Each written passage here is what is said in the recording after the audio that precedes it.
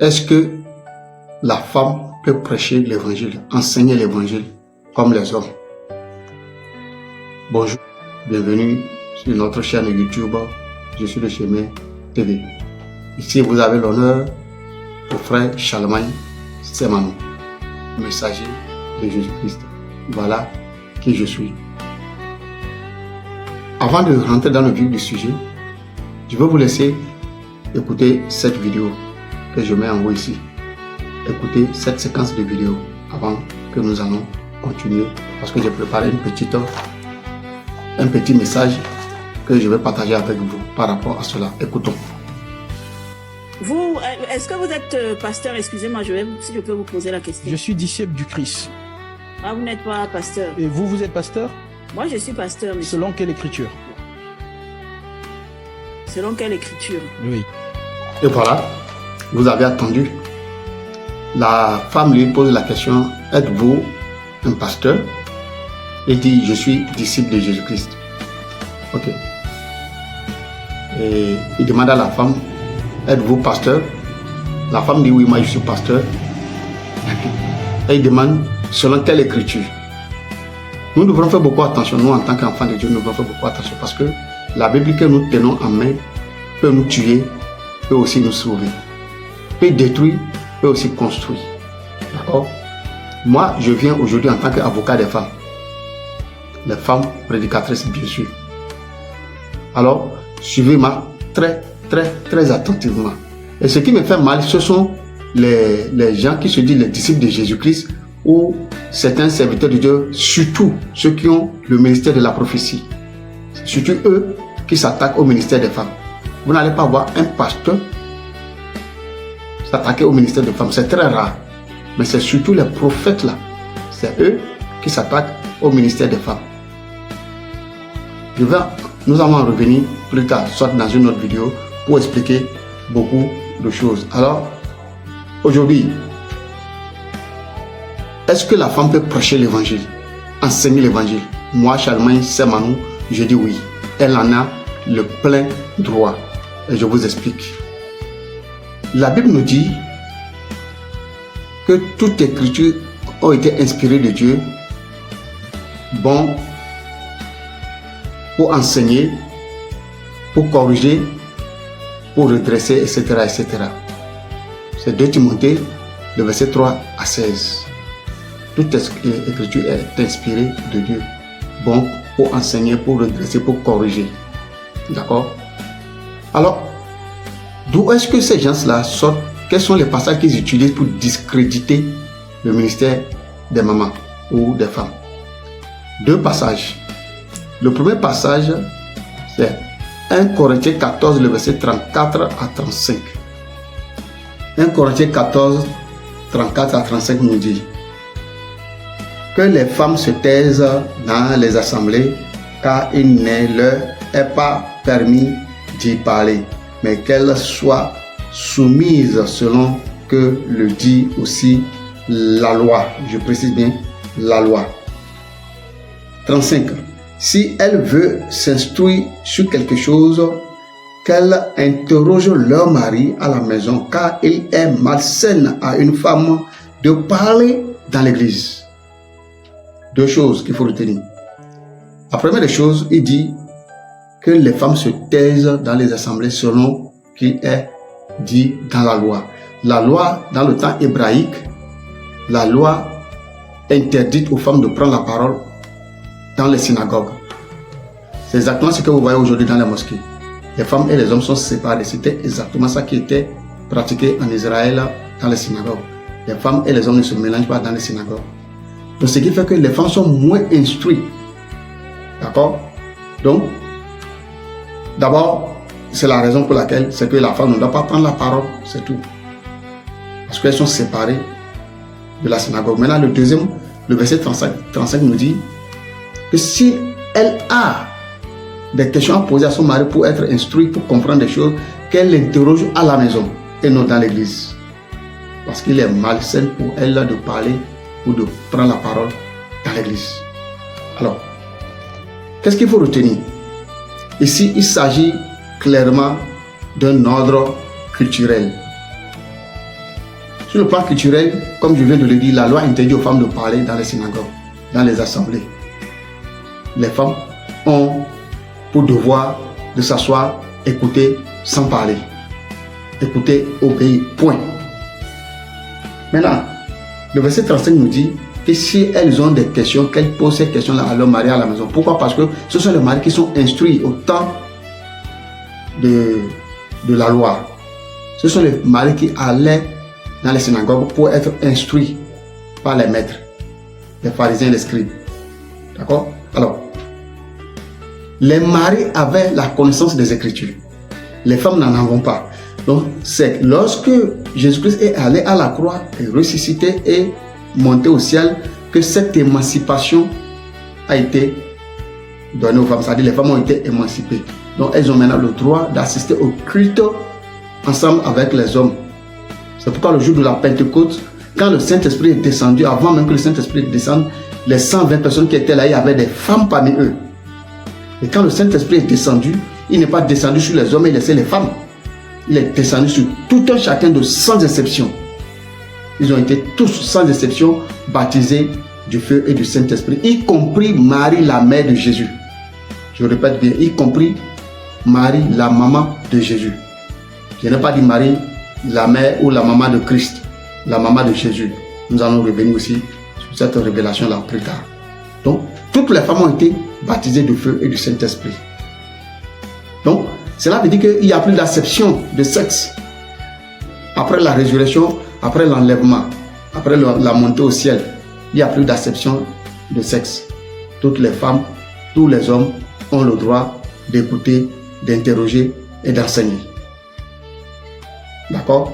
Donc, qu'est-ce qui a fait que l'apôtre Paul a interdit aux femmes de ne pas parler dans l'église? C'est parce qu'en son temps, quand les femmes interrogeaient, la femme de Pierre interrogeait Pierre, la femme de Jacques interrogeait Jacques, la femme de Timothée interrogeait Timothée, la femme de Jude interrogeait Jude, et tous ces hommes-là étaient obligés d'expliquer les Écritures à leurs femmes dans l'assemblée pendant que le prédicateur prêche.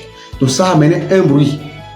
Il y a un peu de bruit partout. C'est ce que vous constatez aujourd'hui dans certaines de nos assemblées. Vous allez voir, il y a beaucoup d'ethnies. Quand vous avez une assemblée où il y a plusieurs personnalités dans l'église. Quand il y a plusieurs personnalités, plusieurs ethnies comme ça, vous allez voir que puisqu'il y a seulement 2 langues qui sont parlées ou 3 langues, les autres langues qui ne sont pas parlées, on les met ensemble et on met quelqu'un qui comprend la langue, qui leur interprète ça là.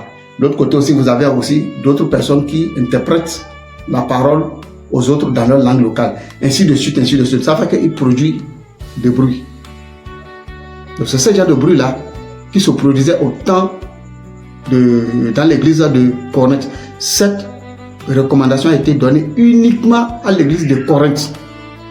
Parce que c'est là-bas que ce problème se posait. C'est pour cela qu'il les a donné cette instruction pour leur rappeler sur le plan culturel ce qu'est le devoir d'une femme. D'accord? Alors, nous sommes là, dessus, d'accord que c'est sur le plan culturel que l'apôtre Paul a parlé. Maintenant, voyons que nous dit Timothée. 1 Timothée 2, le verset 11 à 12. 1 Timothée 2, le verset 11 à 12. 1 Timothée 2, le verset 11 à 12, qui nous dit que la femme écoute l'instruction en silence, avec une entière soumission. 12. Je ne permets pas à la femme d'enseigner ni de prendre de l'autorité sur l'homme, mais elle doit demeurer dans le silence. D'accord? On nous dit, la femme doit écouter l'instruction, c'est-à-dire les enseignements, elle doit écouter en silence et garder sa bouche fermée. D'accord? Et il dit, il ne leur est pas permis de parler. Toujours la loi. D'accord? Maintenant, il dit, je ne leur permets pas d'enseigner ni de prendre d'autorité sur l'homme. Vous savez, sur ce point, les gens disent que l'apôtre Paul a dit que les femmes ne doivent pas prendre la parole, ne doivent pas enseigner. Mais quel était le contexte? Parce qu'un texte sorti de son contexte devient un prétexte. Le problème est que les femmes étaient, d'accord, les femmes étaient moins instruite. Donc elle n'avait pas la connaissance, le niveau qu'il faut en son temps pour enseigner. Donc elles avaient une très bas connaissance, une très base de connaissance de la loi ou des choses des Saintes Écritures. Donc elle peut être facilement emportée d'orgueil ou d'orgueil tout court, ou de toutes sortes de distractions ou des vices de la vie. Alors, il a dit que lui ne permet pas aux femmes d'enseigner. Ça, c'est le premier point. Deuxième point, il ne permet pas à la femme de prendre autorité sur l'homme. Pourquoi? Parce que c'est l'homme qui est le chef de la maison. Donc, la femme ne peut pas prendre l'autorité sur l'homme. D'accord? Là, c'est deux instructions qu'il a données. La première instruction, il ne permet pas, lui, Paul ne permet pas aux femmes d'enseigner. Lui, Paul ne permet pas aux femmes de prendre autorité sur l'homme. Là, nous parlons là de deux choses. Et nous avons dit, c'est parce que les femmes n'ont pas les bases des Saintes Écritures. Et la femme ne doit pas prendre autorité sur l'homme. Pourquoi? Parce que l'autorité a été donnée uniquement à l'homme et non à la femme. Donc c'est l'homme qui est le chef de la maison. Maintenant, quand la femme est pasteur et que Dieu veut parler à un fils et que la femme vient, elle prend l'autorité, prier sur cet homme-là, vous pensez que c'est la femme qui prend l'autorité ou bien c'est Dieu? Moi, de ma part, personnellement, je crois que c'est Dieu qui parle à travers de la personne qui exerce en ce moment T. Ce n'est pas la femme. C'est Dieu qui s'exprime, Dieu le Saint-Esprit qui s'exprime à travers cette personne-là, qu'elle soit féminin, qu'elle soit masculin, pour exercer, pour établir, pour rétablir, pour construire, pour réparer la vie d'un homme. Donc Dieu peut utiliser une femme pour prendre l'autorité sur tout ce qui ne va pas dans la vie d'un homme. Il ne s'agit pas de ça. L'autorité dont l'apôtre Paul ne permet pas à ce que la femme prenne sur l'homme, c'est l'autorité domestique, c'est-à-dire l'autorité sociétale. Le fait que la femme va dire, bon, comme je suis pasteur, tu dois être soumis à moi.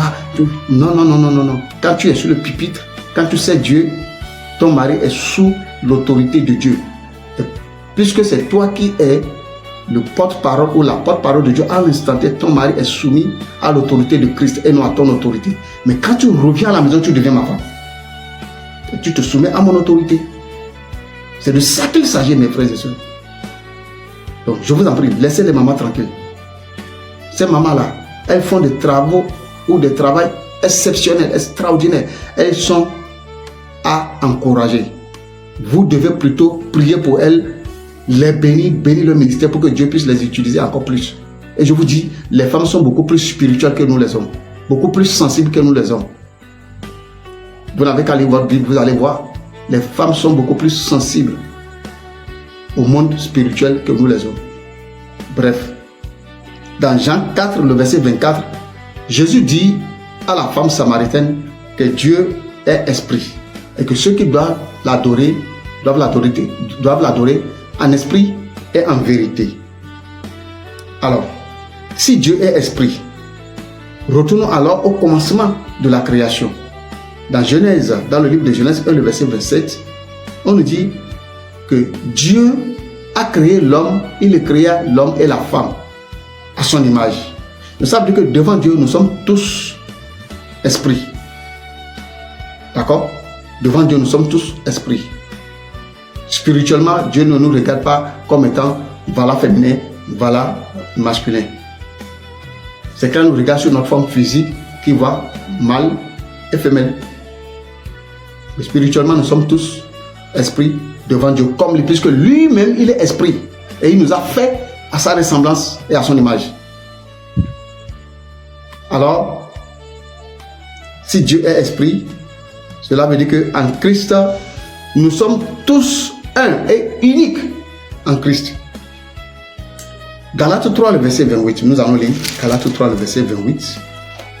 Galates 3, le verset 28, il est écrit: il n'y a plus de Il n'y a plus ni juif, ni grec, il n'y a plus ni esclave, ni libre, il n'y a plus ni homme, ni femme, car tous vous êtes un en Jésus-Christ.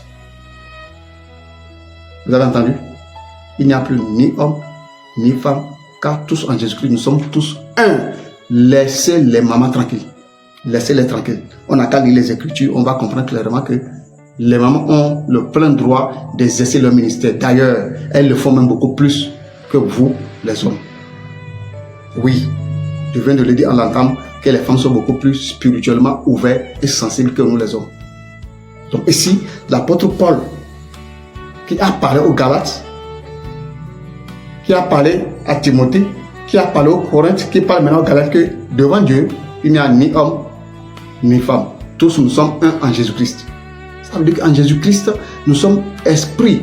Et dans Matthieu, plutôt dans Jean 4, le verset 24, on nous dit, Dieu est esprit. Et tous ceux qui doivent l'adorer en esprit et en vérité. Donc, les femmes, les hommes, nous sommes tous égaux spirituellement. Donc, les femmes et les hommes, les femmes comme les hommes ont le droit d'exercer le ministère. Point final, il n'y a pas de débat dessus. Donc, je vous en prie, foutez la paix à nos mamans. Laissez-les travailler tranquilles. Si vous ne pouvez pas les bénir, occupez-vous de vos ministères à vous. Je suis très en colère. Pourquoi? Parce que je vois certaines personnes qui s'attaquent, qui se donnent le ministère seulement de s'attaquer au ministère des femmes. Et ça me fout de la rage. Excusez-moi beaucoup, parce qu'il y a des choses que je déteste. Je déteste trop l'injustice. Ça, j'appelle ça, personnellement, j'appelle ça de l'injustice. Ok? Traitez-moi de ce que vous voulez. Mais je le dis et je le répète encore avec le gros mot que je vais d'employer. Foutez la paix à nos mamans. Laissez-les travailler. Traitez-moi comme vous voulez. Et laissez les mamans tranquilles. Laissez-les travailler pour Dieu. Ok? Dieu a fait une promesse. Dieu a fait une promesse que nous lisons dans Joël 2, le verset 28.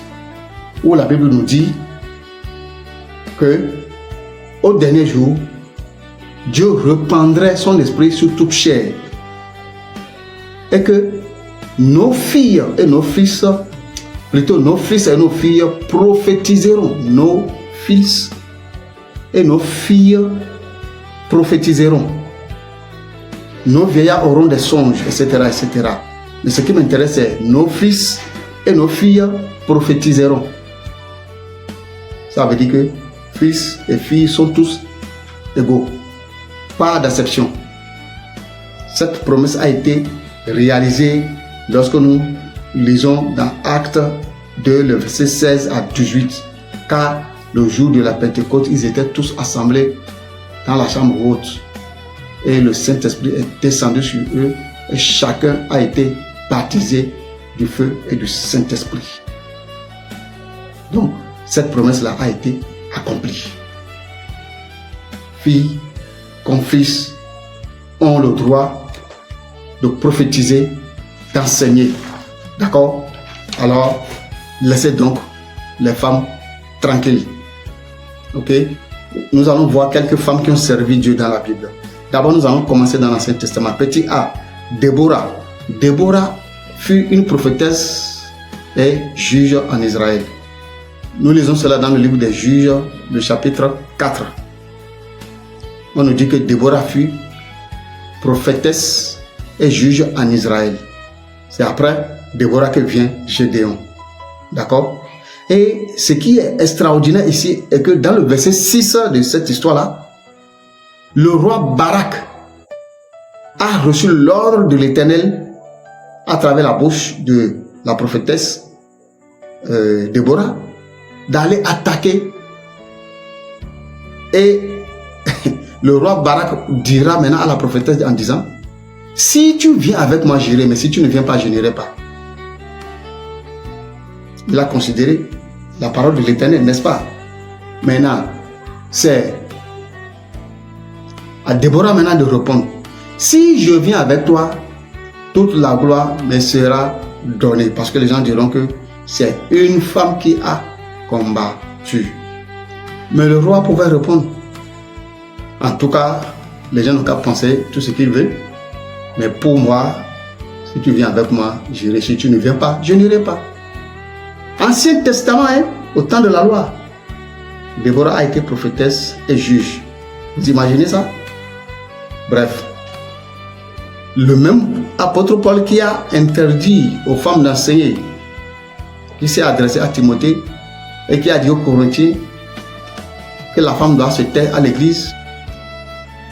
Ce même Paul est venu chez Philippe dans le livre de Actes 21, le verset 8 à 9, et a vu les 4 filles de Philippe qui sont en train de prophétiser. Il pouvait les arrêter, n'est-ce pas? Mais il ne les a pas arrêtées. Et elles prophétisaient, les 4 filles de Philippe, elles prophétisaient. D'accord? L'apôtre Paul ne les avait pas arrêtés pour dire non, vous n'avez pas le droit de prendre la parole dans l'assemblée, taisez-vous. Il n'a rien dit. Jusqu'à ce qu'Agabus, un autre prophète, vient maintenant donner une prophétie particulière, personnelle, adressée à l'apôtre Paul. Ça veut dire que ce que les filles là prophétisaient, l'apôtre Paul était d'accord. Et il confirmait leur prophétie parce que plus spirituel que l'apôtre Paul dans la Bible, je n'ai pas encore vu. Donc, il a prouvé ce que les filles là prophétisaient. Pourquoi ne les a-t-il pas arrêtés? Mais les a laissés continuer jusqu'à achever. Autre chose que nous allons voir ici la toute première femme évangéliste. Vous qui attaquez les femmes là, écoutez bien. La toute première femme évangéliste, c'est la femme samaritaine. Dans le verset 39 de Jean 4, le verset 39, quand Jésus lui a parlé avec cette femme, a discuté longuement avec cette femme a compris que celui-ci est le Messie. Donc qu'est-ce qu'elle fera? Elle court pour aller maintenant en ville, dans le village, regrouper tous les autres villageois pour dire, venez voir cet homme qui m'a dit tout ce que j'ai fait. Et les femmes, les hommes, les enfants, tout le monde s'est accouru vers lui. Et ils ont écouté Jésus. Et ils ont cru en Jésus. Et après, ils disent à la femme, ce n'est pas à cause de ce que tu as dit que nous avons cru, mais parce que nous-mêmes, nous l'avons entendu. Frères et sœurs, si la femme n'était pas sortie, n'était pas accourue pour aller appeler ces gens-là, comment sauront-ils que le Messie est venu chez eux? Point d'interrogation. Comment le sauront-ils? C'est la femme qui est sortie pour aller les évangéliser. Et ils sont sortis pour venir répondre ou écouter la parole de Dieu. Et ils ont supplié Jésus de rester avec eux. Et Jésus restait avec eux pendant 2 jours avant de partir de là. Et toute une foule a été convertie. Donc, on ne peut pas dire que tout le village a été converti parce qu'il y a toujours des brebis galeux. Mais néanmoins, cette femme-là a été la toute première femme évangéliste pendant la vie de Jésus-Christ, pendant le ministère de Jésus-Christ, la toute première évangéliste qui est sortie aller appeler les gens vers Jésus. Il faut me contredire, contredisez-moi. Prenez votre Bible et dites-moi le contraire de ce que je dis ici. Que cette femme-là n'est pas la première évangéliste dans la Bible. On verra que Déborah n'a pas été prophétesse dans l'Ancien Testament. Elle n'a pas été juge dans l'Ancien Testament. Contredisez-moi et on verra. Deuxième chose, si vous ne le savez pas, aujourd'hui j'attire votre attention là-dessus. Quand Jésus-Christ est ressuscité, à cause de vous, vos paroles d'aujourd'hui là, vous les prophètes là, vous qui avez le ministère prophétique là, c'est à vous que je m'adresse surtout. C'est à cause des gens comme vous là, que quand Jésus est ressuscité, il ne s'est pas montré à ses disciples. Si c'était montré à ses disciples, on dirait que le ministère ne concernait pas les femmes, c'est seulement les hommes. Mais quand Jésus est ressuscité, il s'est montré à 2 femmes, les 2 maris. Nous allons lire Matthieu 28, le verset 1 à 10. Après le sabbat, à l'aube du premier jour de la semaine, Marie de Magdala et l'autre Marie allaient voir le sépulcre. Et voici, il y eut un grand tremblement de terre, car un ange du Seigneur descendit du ciel, vint rouler la pierre et s'assit dessus. Son aspect était comme l'éclair et son vêtement blanc comme la neige. Les gardes tremblaient de peur et devinrent comme morts. Mais l'ange prit la parole et dit aux femmes, pour vous, ne craignez pas, car je sais que vous cherchez Jésus qui a été crucifié. Jésus qui a été crucifié. Il n'est pas ici. Il est ressuscité comme il l'avait dit. Venez, voyez le lieu où il était couché. 7. Et allez promptement dire à ses disciples. Ça c'est le verset 7. Et allez promptement dire à ses disciples qu'il est ressuscité des morts. Et voici, il vous précède en Galilée. C'est là que vous le verrez. Voici, je vous l'ai dit. 8. Elle s'éloigna promptement du sépulcre avec crainte, avec une grande joie. Et elle a couru porter la bonne nouvelle ou la nouvelle aux disciples. 9. Et voici, Jésus vint à leur rencontre. Et alléluia. Et voici, Jésus vint à leur rencontre. Et dit, je vous salue. Elle s'approchait pour saisir ses pieds. Et elle se prosternait devant lui. Alors Jésus leur dit, ne craignez pas. Allez dire à mes frères de se rendre en Galilée, c'est là qu'ils me verront. Hey, gloire à Dieu. Seigneur, merci. Jésus est trop sage. Dieu est trop sage. Il vous connaît. Il connaissait votre cœur. La haine que vous portez aux femmes. Et vous dites que vous êtes homme de Dieu. Il connaît votre cœur. C'est pour cela que le jour de la résurrection, il ne s'est pas montré à vous. Il s'est montré aux femmes. Foutez la paix aux femmes. Laissez-les travailler. Oui, laissez-les travailler. Si vous lisez ce passage, si vous n'avez jamais prêté attention à cela, moi je vous révèle ça aujourd'hui. Que c'est à cause de votre cœur que Jésus ne s'est pas montré à vous. Mais il a plutôt chargé la commission pour vous donner rendez-vous le lieu où vous le verrez. Aux femmes. Voilà. Et quelle est la femme? La première femme qui prend la tête, c'est la femme d'une mauvaise vie, une prostituée, un mari de Magdala. Oui. Vérité, vérité des vérités. C'est ça. Jésus s'est montré à ces femmes-là. Et c'est à elles qu'il a chargé commission d'aller annoncer à ses frères. Qui le verront, mais c'est en Galilée qu'ils le verront. Ça, c'est une leçon que vous ne devrez pas oublier. Laissez les femmes tranquilles. Laissez-les prêcher la parole de Dieu, enseigner la parole de Dieu, prier, délivrer les gens, sauver les âmes pour le Seigneur. Foutez la paix à ces femmes-là. Jésus vous connaissait, il vous a marqué KO. Il vous a battu KO. Hey, il vous a battu KO. Ça, c'est un coup KO. Si c'était, j'imaginais, oh Seigneur, merci. Merci. J'imaginais, si c'était que quand Jésus était sorti de la tombe, il s'était seulement présenté aux disciples. Les gens diront aujourd'hui, avec fermeté, avec assurance et avec des preuves convaincantes que même quand Jésus est ressuscité, il s'est montré uniquement aux disciples. Mais Jésus vous connaissait, il connaissait votre cœur. C'est pour cela qu'il ne s'est pas montré aux disciples, à vous. Il s'est montré aux femmes. Ceux ou celles-là que vous méprisez aujourd'hui, mais qui ont quand même des ministères beaucoup plus puissants que vous qui bavardez. Oui, je l'ai dit. Elles ont un ministère beaucoup plus puissant que vous, qui avez seulement votre gueule pour bavarder, pour dénigrer celles qui vous ont mis au monde. Honte à vous, j'ai honte à votre place. Fermez vos bouches, occupez-vous de votre ministère. Si vous ne pouvez pas bénir le ministère de cette femme-là, vous ne pouvez pas prier pour cette femme-là, foutez-leur la paix.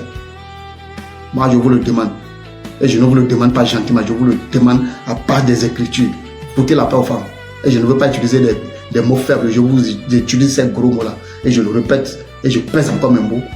Foutez la paix aux femmes. Laissez-les tranquilles, laissez-les exercer leur ministère. Si c'est un péché que les femmes exercent un ministère, j'en porte les conséquences. Oui, je l'ai dit. J'en porte les conséquences. Les mamans, que Dieu bénisse votre ministère. Que Dieu vous bénisse, que Dieu bénisse vos foyers. Que Dieu bénisse vos fils et vos filles spirituelles. Que Dieu agrandisse encore votre ministère spirituellement, numériquement parlant. Que votre ministère aille au-delà des extrémités des frontières au nom de Jésus-Christ de Nazareth. Parole du messager de Jésus-Christ. Les mamans, que Dieu vous bénisse. Pasteur Joël Kabasele, que Dieu bénisse votre ministère. Maman Joss Meyer, que Dieu vous bénisse. Catherine Pullman, que Dieu bénisse votre ministère. Toutes ces mamans dont je ne peux pas citer le nom ou dont je ne connais pas, je prie et je dis que Dieu bénisse votre ministère. Et en passant, je vous mettrai le nom de toutes les femmes que je connaisse qui ont servi et qui continuent, et celles qui continuent de servir Dieu aujourd'hui. Je vous mettrai leur nom dans la description et vous allez voir cela et vous allez prier pour eux pendant votre programme de prière. Priez pour ces femmes-là. Bénissez leur ministère, bénissez leur foyer, bénissez leurs enfants spirituels comme leurs enfants physiques, leur famille spirituelle comme leur famille physique. Et vous verrez la grâce de Dieu descendre puissamment encore sur ces mamans-là. Il a fini de parler. Donc si ça fait mal à quelqu'un, tant mieux. Si quelqu'un est édifié, tant mieux aussi. Mais j'ai dit ce qui est dans mon cœur depuis des années et aujourd'hui je suis soulagé. Donc foutez la paix au moment. C'est à cause de vous que Jésus ne s'est pas montré le jour de la résurrection aux hommes. Il s'est montré, il a d'abord chargé commission à son porte-parole qui est l'ange qui était là, et l'ange les a dit, allez dire à ses frères promptement que Jésus les attend en Galilée. Et lui-même, pour confirmer, il est venu se montrer à ces mamans-là en disant, allez dites à mes frères que c'est en Galilée qu'ils me verront. Alléluia. Seigneur Jésus, merci. Non, merci d'avoir fait ça. Non, vraiment, merci. Tu es bon. Tu es bon. Oui. Merci. Tu as fait un coup de KO à tes serviteurs. Nous allons revenir dans une autre vidéo pour expliquer pourquoi il y a tant de divisions dans le corps de Christ aujourd'hui. Il y a tant de divisions. C'est ma mission de réunir l'église. Je vous parlerai de qui je suis et quelle est ma mission. Ce que le Seigneur m'a dit. C'est pourquoi le Seigneur m'a oint, je vous parlerai de ça.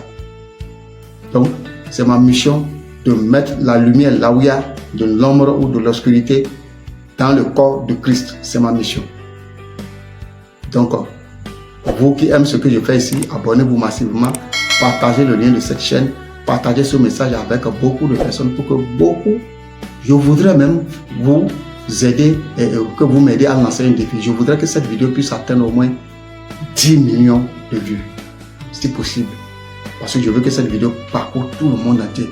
Là où le ministère des mamans sont persécutés, j'aimerais que cette vidéo-là parcourt partout. Partagez-les dans vos groupes WhatsApp, Facebook, TikTok, partout. Partagez-les. Il faut que les hommes-là écoutent ce message. Pour que les mamans soient épanouies dans leur ministère et dans leur foyer. En attendant, que Dieu vous bénisse. Laissez-moi ce que vous en pensez dans les commentaires. Et si vous avez des questions, laissez-les dans les commentaires. Si vous avez un sujet de requête, laissez votre numéro dans les commentaires et écrivez ce pourquoi vous voulez que je vous contacte. Si c'est pour un sujet de prière, écrivez simplement prière et vous mettez votre numéro. Ne mettez pas le sujet de prière dans les commentaires. Mettez seulement prière et vous mettez votre numéro WhatsApp. Nous allons prendre contact avec vous. D'accord? Mettez seulement prière avec votre numéro. Si c'est pour un sujet de prière, mettez prière et suivi de votre numéro avec l'indicatif de votre pays. Et nous allons vous charger. Nous allons nous charger de vous mettre dans un groupe de prière et nous allons vous aider dans ce domaine-là. Alors si vous avez des questions, comme je l'ai dit, laissez-les dans les commentaires et nous allons nous donner rendez-vous pour la prochaine fois. En attendant, portez-vous bien. C'est votre frère Charlemagne Semano, le messager de Jésus-Christ. À bon entendeur, salut. Que la paix de Dieu vous accompagne au nom de Jésus-Christ de Nazareth. Portez-vous bien. Je vous aime. Prenez soin de vous. À la prochaine vidéo.